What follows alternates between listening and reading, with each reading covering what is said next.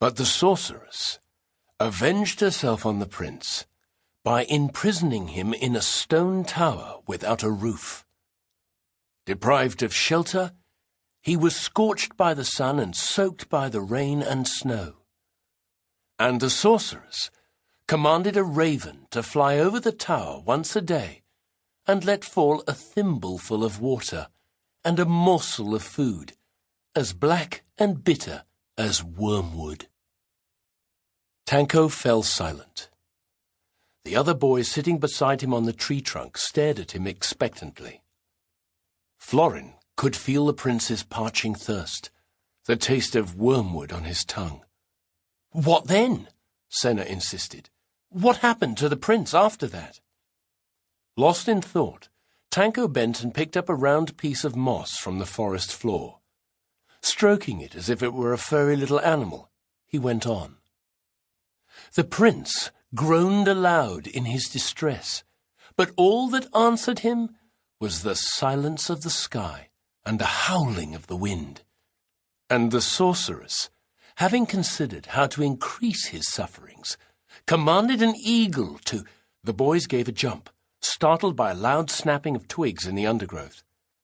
"What an impressive sight," said a familiar voice. The four youngsters sprang to their feet at the sound of it. "There they sit, like a row of ringed doves, the future masters of Moltovia, shuddering at some old wives' tale. Why trouble to go to the exercise yard? Let old Count Ursio teach his straw dummies to fence." The bushes parted, and a grey-haired man stepped into the clearing. Short and wiry, he was nimble and vigorous in his movements, and had a face like tanned leather. Although Count Ursio was very old, or so he seemed to his pupils, he still wore the leather tunic and iron shin armour of a swordsman. He proceeded to examine the four youngsters like an officer inspecting his troops. Having looked daggers at each of them in turn, he came to a halt in front of Tanko. "Why not finish your story?" he demanded, rocking belligerently on his heels. Tanko stared at the tips of his shoes in sheepish silence. Count Ursio drew a deep breath. "Teller of fairy tales!" He spat out the words like the coarsest of insults. "You're nothing but a dreamer!" He barked like a furious mastiff. "Go take your tales and sit with the washerwomen. It's no wonder any farmer's lad can unhorse you. You aim to be one of the king's knights? A fairground huckster. That's all you're fit for.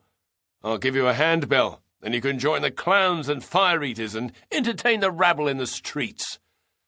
Radbod, who was standing beside Tanko, tittered despite himself. He would have done better not to, because Count Ursio promptly rounded on him. "And what of you, my boy?" He pressed Radbod's head back with 2 fingers under his chin to force the youth to look him in the eye.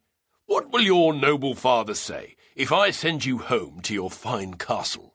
What if I advise him to tie you to your nursemaid's apron strings for another few years before he sends you back to the Royal School of Knighthood?" Although nearly 13, Radbod was, much to his sorrow, short for his age and slender. He swallowed this insult with his lips pressed tightly together.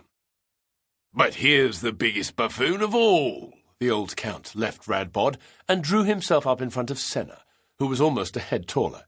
"You think you're the best of this wretched bunch? You hope to succeed Sturmius as the prince's bodyguard?" The louder his voice became, the more Senna seemed to shrink. "Tell me something.